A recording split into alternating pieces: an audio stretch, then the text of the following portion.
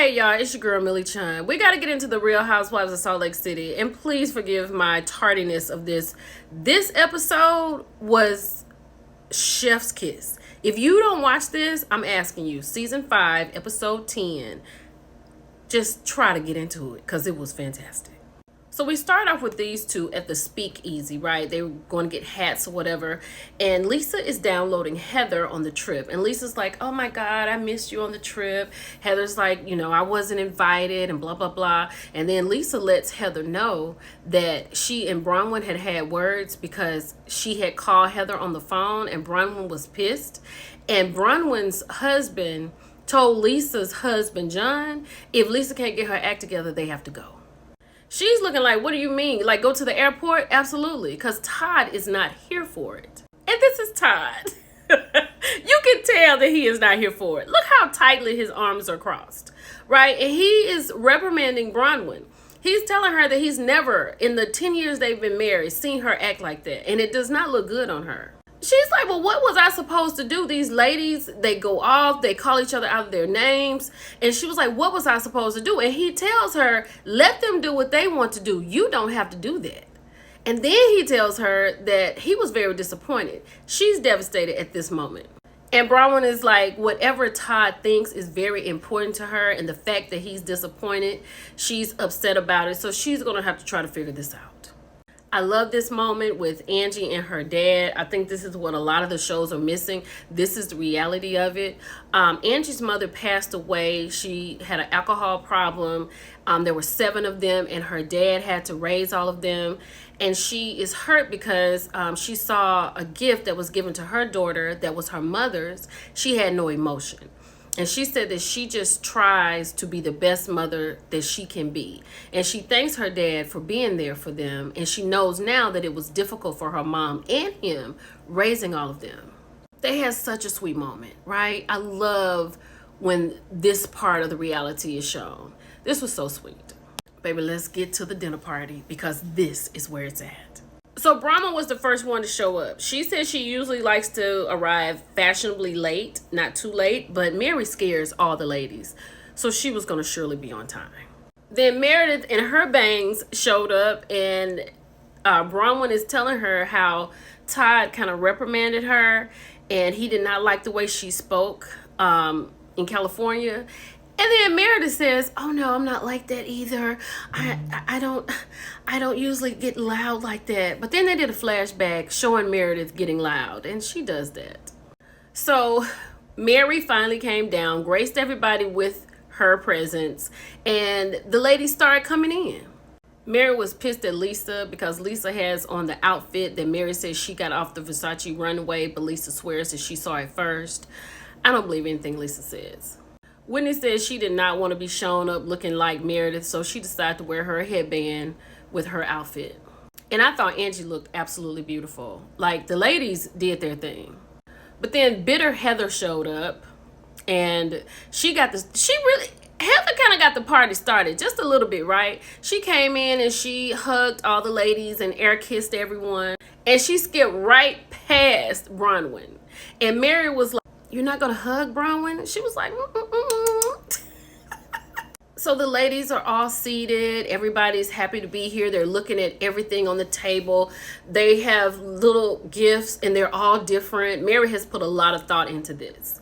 And then Angie says, I'm surprised you set a place for Brittany. Is she coming? She said, I invited her. I wanted her to know that I was not poor. Right? Because they did a flashback where Mary was saying something they didn't have growing up. And Brittany said, I grew up poor too. And Mary was like, I didn't say all of that. So Brittany finally made it. And she said, saving the best for last. And Mary was like, I don't know about all that. But Mary got up. She did a cheers to friendship. And she was like, thank you all for coming to my home. And, it was really nice. Everybody said cheers. Then Hateful Heather is like, thank you, Mary, for including everyone because not everyone is always included. And she's talking about Bronwyn not inviting her on that couple's trip.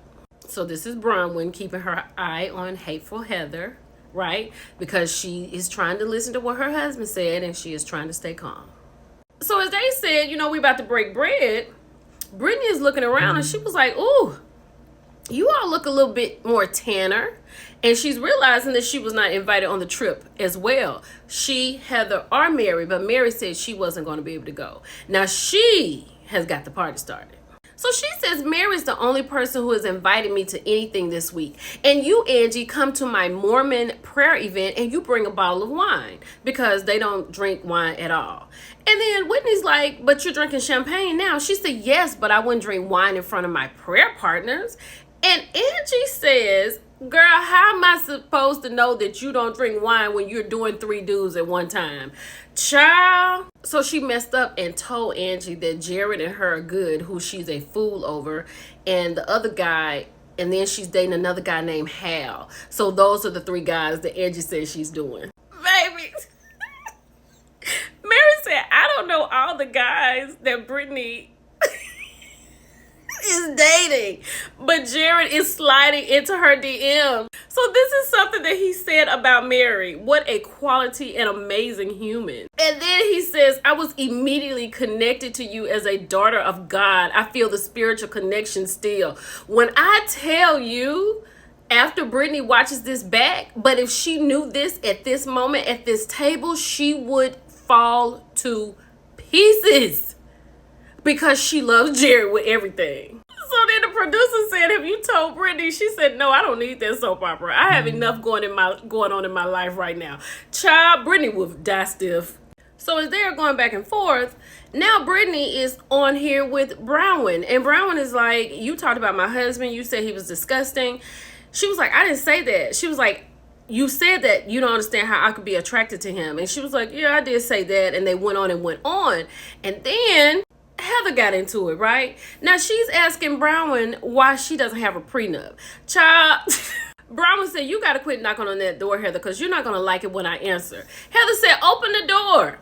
Open the door. So then Brownwyn is like, you don't know anything about my husband. So then she says, I know 3 things about your husband. You all don't have a prenup. He collects Starbucks coffee cups, and he is an a-hole on vacation, and he sends people home. Oh my God. Then Lisa immediately looked over at Heather because she's like, why did you say that? Because now they know I'm talking about them. Like, why would you say that? Bronwyn and I got everything cleared up. Now she knows that I've been talking about her. That's what she was thinking in her head. Bronwyn turns and looks at Lisa and says, cute, Lisa. She was like, cute for me because now I know that you talk about me behind my back. Then Mary is like, I know that Bronwyn wants this to work out. She really does want to mend this relationship. She's stuck on not being on the trip, right? And then Bronwyn tells her that I did want you to come on the trip. I even got you a first class ticket to leave. And this is Mary's face when Heather says, how did you book me a first class ticket? You don't even know my birthday. And Bronwyn was like, I asked someone. She was like, I don't know who you could have asked because I've lied to everybody about my birthday. Like, what is wrong with you, Heather? So now Lisa is showing how ungrateful she is because Bronwyn flew them there on a private jet, but she got them coach tickets on the way back, right? I mean, she got money, but she's not trying to spend it all on you. And so her ungratefulness shows up. Then she wants to throw it on Angie because Angie was asking her, how are you getting back home? Because she was trying to find another ticket because she was like, oh my God, I can't fly coach. But she did. So then while they're doing all this talking, then Heather decides to say, well, if you care so much, why did you book in your husband first class seats on the plane? She said, because it was my GD credit card. That shut her right on up. Somehow Heather and Bronwyn seem to have gotten it together a little bit, so they moved on. Then Brittany jumps up talking about, where's my kumbaya moment?